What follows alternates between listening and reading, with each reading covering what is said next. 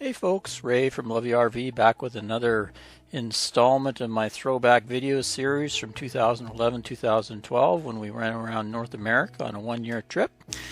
So far we got 8 videos. If you've missed any, I've got a playlist I'll link to on YouTube here. And in this installment, we last left, we were in Newfoundland, and we're going to actually make our way all the way down to Pennsylvania. Now in this is only going to be still photos because I don't know what happened. I don't have any video. That I'm kind of digging up all my old stuff in folders and I just can't find any video clips, but I do have some nice photos to show you, and I'll kind of narrate through where we went. So after Newfoundland, we hit an iconic spot in Nova Scotia called Peggy's Cove. Stayed at the King Neptune campground.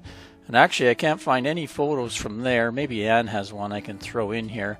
Anyway, it was a cool little campground, very close to the famous lighthouse. We just next to us there was a lobster place that served lobster fresh off the dock. You'd go in there and you'd put in your order. Just a 2-minute walk from the campground. Put in your order and they'd boil it up and give you a call when it was ready. So that was great.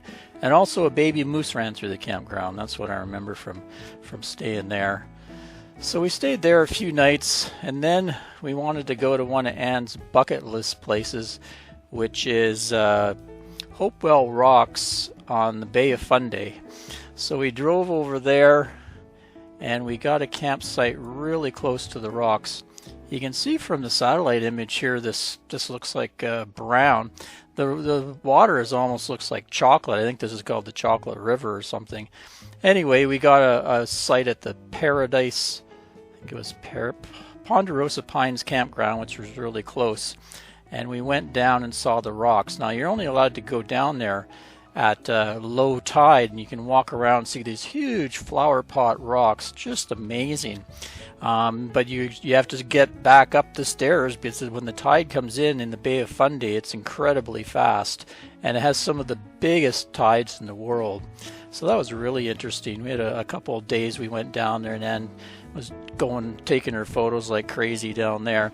Then we moved down a short distance. Wanted to see a Bay of Fundy National Park, just down the coast here. There we are, Fundy National Park of Canada. And took some, went in there and did photos of waterfalls and stuff. But the most interesting thing for me was this little town of Alma.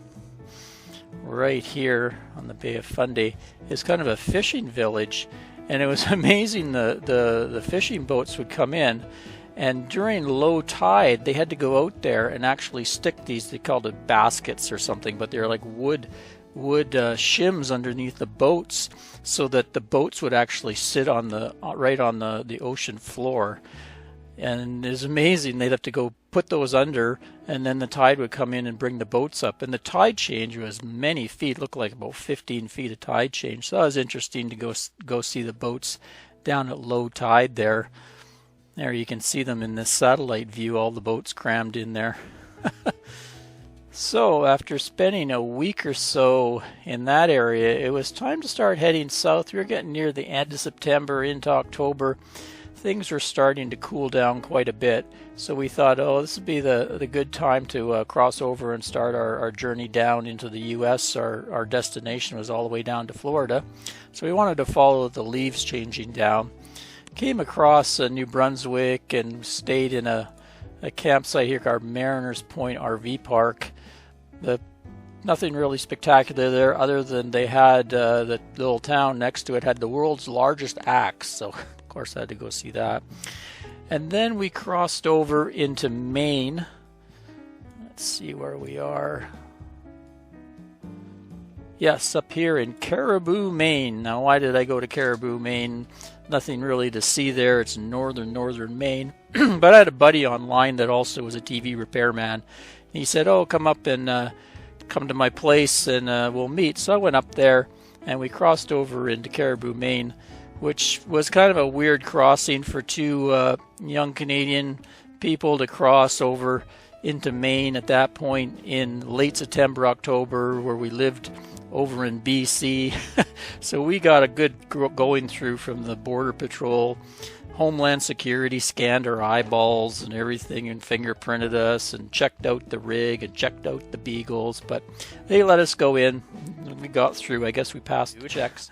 Anyway, after that we went down, and another one of Anne's bucket lists was to go to, I think it's called Acadia National Park. Very famous on the East Coast. So we went in there and flabbergasted at the rates they charged. This is back in 2011. And there was a KOA, Bahaba, Oceanside KOA, Holiday KOA, and it charged us $75 a night back when everybody was charging like $20. I guess it's super popular, and it's so close to New York and Boston and, you know, the high populations. So we stayed there, and actually the first night we got flooded out, whole campground flooded. So we moved on a little bit to Mount Desert Narrows Camping Resort, which was a little nicer, a little cheaper. I think it was more like $60 a night. Anyway, we spent some time. We went over and toured the famous Bahaba, they call it. Nice little oceanside village. We went up there, some kind of mountain. You go up there, climbed up there and got the famous views. Kind of forget what the mountain was called, but you wind your way up onto the summit, Champlain Summit. I'm sure there's some commenter will tell me what the mountain is, but it's supposed to be a famous mountain. We toured around and wanted to get some pictures of some of the old stone bridges go through rivers, and it was fall, so she spent some time hunkered down in the creeks taking photos. We also went over to this nice little sandy beach here and visited the famous lighthouse they have there and took some photos along the ocean front. I guess for East Coasters it's a pretty cool spot, but I was kind of underwhelmed after spending 2 months up in the Maritimes and having been on the Oregon coast many times. I didn't find it overly spectacular, but I guess when you live in New York or Boston, it's quite the deal to go there. Anyway, after we left that, we wanted to go do some leaf peeping, so we moved across through into New Hampshire, the White Mountain National Forest area, which is really a cool spot. Mount Washington is there. We finally got to see spectacular leaves. Well, where did we stay? White Birches Camping Park, just a basic camping park. But when we were there, the camping, it was like early October, and they were closing in a week. It's like shutting her down, so we could only spend a little bit of time there. We kind of toured around there and saw a lot of the sights. There's a lot of really pretty drives in that area. We never did drive up to the Mount Washington, but we kind of went and looked around all the sites that we could drive around. We weren't there too long because we had to get south. They were, like I say, they were closing up, and there was a weather system threatening. There was going to be 3 or 4 days of snow, and early snowfall was hitting. So we packed her all up and started doing a couple big hits on the driving. Drove from there all the way down into New York, a little town called Cobleskill, New York, I guess. Just overnighted at a Walmart, got up the next day, and then we were down into Pennsylvania, a little off the road.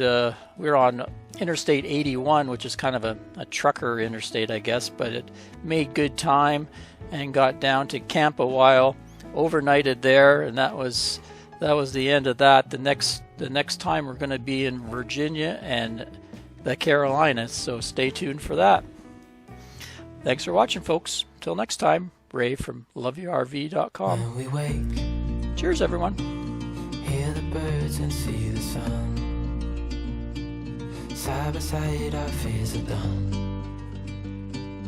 Oh, the good times just begun.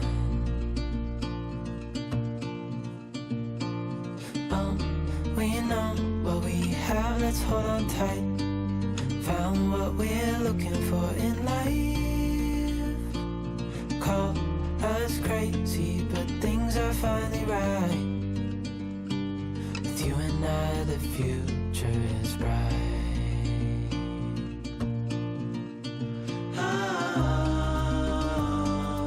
You and I, we got it.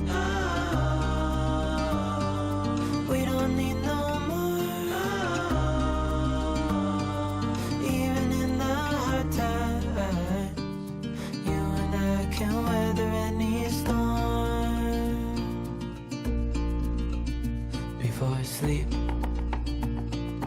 Hear the crickets, see the moon, side by side and through. No limit to what we can do. Oh, we know what we have, let's hold on tight. Found what we're looking for in life. Call us crazy, but things are finally right. With you and I, the future is bright.